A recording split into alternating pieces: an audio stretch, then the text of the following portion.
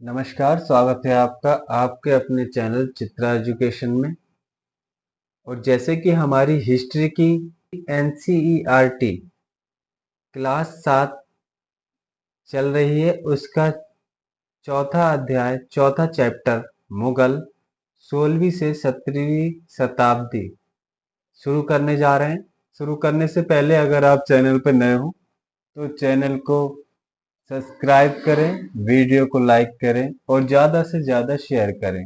ये NCERT class 7 की पुस्तक से बनाए गए नोट्स हैं, जो कि सीटीईटी, यूपीटीईटी अन्य परीक्षाओं के लिए काफ़ी महत्वपूर्ण हैं। तो शुरू करते हैं आज का चैप्टर 4, मुगल 16वीं से 17वीं शताब्दी। मुगल कौन थे? मुगल दो महान शासक वंशों के वंशज थे। मुगल दो महान शासक वंशों के वंशज थे। माता की ओर से वे मंगोल शासक चंगेज खान, जो कि चीन और मध्य एशिया के कुछ भागों पर राज करता था, उनके उत्तराधिकारी थे। पिता की ओर से ईरान, इराक और वर्तमान में तुर्की के शासक तैमूर, जिसकी मृत्यु 1404 में हुई, के वंशज थे। परंतु मुगल अपने को मुगल या मंगोल कहलवाना पसंद नहीं करते थे, इसलिए वह अपने आप के लिए मुगल या मंगोल कहलाना पसंद नहीं करते थे। ऐसा इसलिए था क्योंकि चंगेज खान से जुड़ी स्मृतियां सैकड़ों व्यक्तियों के नरसंहार से संबंधित थीं। ये स्मृतियां मुगलों के प्रतियोगिता उद्वेगों से संबंधित थीं। दूसरी तरफ मुगल तैमूर के वंशज होने का गर्व करते थे। मुगल जो है तैमूर के वंशज होने पर गर्व करते थे, ज्यादातर इसलिए क्योंकि उनके महान पूर्वजों ने 1398 में दिल्ली पर कब्जा कर लिया था। उनके पूर्वजों ने 1398 में दिल्ली पर कब्जा कर लिया था। मुगल सैन्य अभियान। मुगल सैन्य अभियान। प्रथम मुगल शासक बाबर 1526 से 1530 ने जब 1494 में परगना राज का उत्तराधिकार प्राप्त किया, तो उसकी उम्र केवल 12 वर्ष की थी। मंगोलों की दूसरी शाखा उज़्बेकों ने आक्रमण के कारण उसे अपनी पैतृक गद्दी छोड़नी पड़ी। अनेक वर्षों तक भटकने के बाद उसने 1504 में काबुल पर कब्जा कर लिया। 1504 में काबुल पर कब्जा कर लिया। उसने 1526 में दिल्ली के सुल्तान इब्राहिम लोदी को पानीपत में हराया और दिल्ली और आगरा को अपने कब्जे में कर लिया। ये सैनिकों का युद्ध है। इस तरह से ये तोपों के द्वारा हाथियों की सेना लेकर युद्ध करते थे।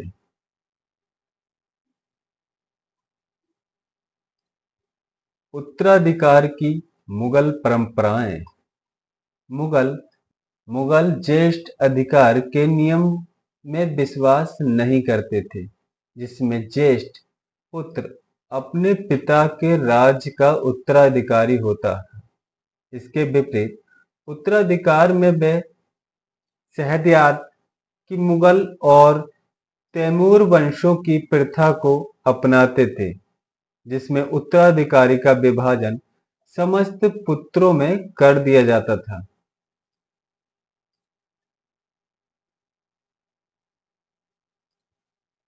मुगलों के अन्य शासकों के साथ संबंध कैसे थे? मुगलों के अन्य शासकों के साथ कैसे संबंध थे?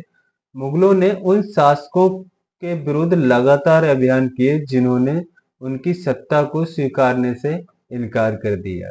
मुगल जब मुगल शक्तिशाली हो गए तो उन्होंने कई शासकों ने स्वेच्छा से उनकी सत्ता स्वीकार कर ली। राजपूत इसका एक अच्छा उदाहरण है। अनेकों ने मुगल घरानों में अपनी पुत्रियों के विवाह करके उच्च पद प्राप्त किए, परंतु कईयों ने विरोध भी किया। मनसबदार और जागीरदार क्या थे? मनसबदार शब्द का प्रयोग ऐसे व्यक्तियों के लिए होता है जिन्हें कोई मनसब यानी कोई सरकारी हैसियत अथवा पद मिलता था। ये मुगलों द्वारा चलाई गई श्रेणी व्यवस्था थी, जिसके जरिए पद, वेतन एवं सैन्य उत्तरदायित्व निर्धारित किए जाते थे। पद और वेतन का निर्धारण जात की संख्या पर निर्भर था। जात की संख्या जितनी अधिक होती थी, दरबार में अभिजात की प्रतिष्ठा उतनी ही बढ़ जाती थी और उसका वेतन भी उतना अधिक होता था।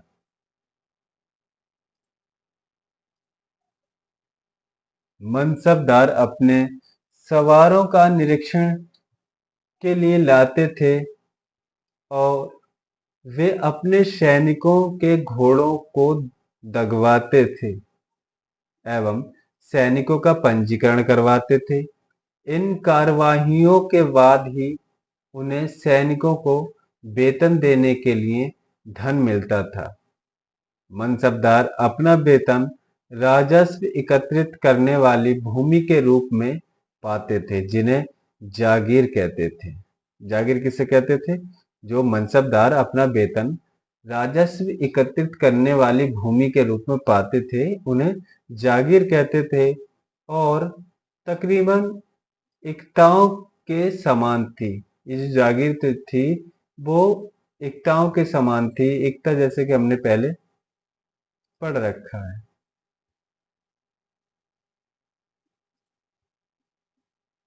जब्त और जमींदार।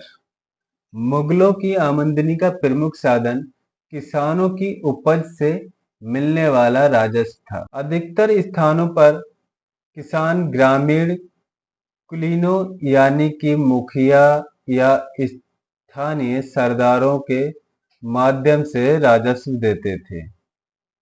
अकबर के राजस्व मंत्री टोडरमल ने 10 साल यानी कि 1570 से 1580 की कला विधि के लिए कृषि की पैदावार, कीमतों और कृषि भूमि का सावधानी पूर्वक सर्वेक्षण किया। टोडरमल जो थे, उन्होंने 10 सालों में कला विधि के लिए कृषि की पैदावार, कीमतों और कृषि भूमि का सावधानी पूर्वक सर्वेक्षण किया था। अकबरनामा और आईने अकबरी, जैसे कि आप इस चित्र में देख ही पा रहे होंगे। अकबर ने अपने करीबी मित्र और दरबारी अब्दुल फजल को आदेश दिया कि वह उसके शासनकाल का इतिहास लिखे। अब्दुल फजल ने ये इतिहास 3 जिल्दों में लिखा। कितनी जिल्दों में लिखा? 3 जिल्दों में लिखा। और किसने लिखा? अब्दुल फजल ने। ठीक। अकबर के पूर्वजों का बयान और दूसरी अकबर की शासनकाल की घटनाओं का विवरण देती है। पहली में अकबर के पूर्वजों के जो बयान थे वो, दूसरी में अकबर के शासनकाल की जो घटनाएं हैं उसका विवरण, और तीसरी जिल्द में आईने अकबरी है। इसमें अकबर के प्रशासन, घराने, सेना, राजस्व और साम्राज्य के भूगोल का ब्यौरा मिलता है। इसमें समकालीन भारत के लोगों की परंपराएं और संस्कृतियों का भी विवरण मिलता है।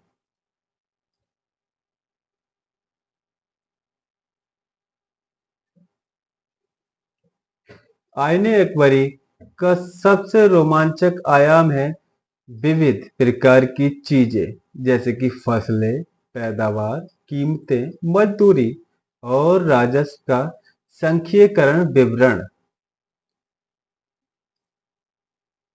इस चित्र में आप देख रहे होंगे अब्दुल फजल से अकबरनामा लेते हुए अकबर जी का चित्र यहाँ पे दर्शाया गया है।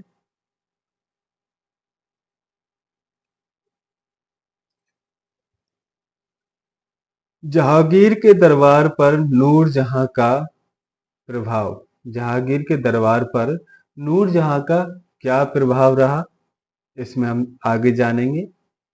मेहरुन्निसा ने 1611 में जहांगीर से विवाह किया। मेहरुन्निसा ने 1611 में जहांगीर से विवाह किया और उससे नूरजहां का खिताब मिला। नूरजहां हमेशा जहांगीर के प्रति अत्यधिक वफादार रही और उसके समय समय पर सहयोग देती रही। नूरजहां के सम्मान में जहांगीर ने चांदी के सिक्के जारी किए। चांदी के सिक्के जारी किए जिनमें एक ओर स्वयं के खिताब उत्कीर्ण थे और दूसरी ओर यह वाक्य था, रानी बेगम नूरजहां जहां के नाम से गढ़ा हुआ था ये।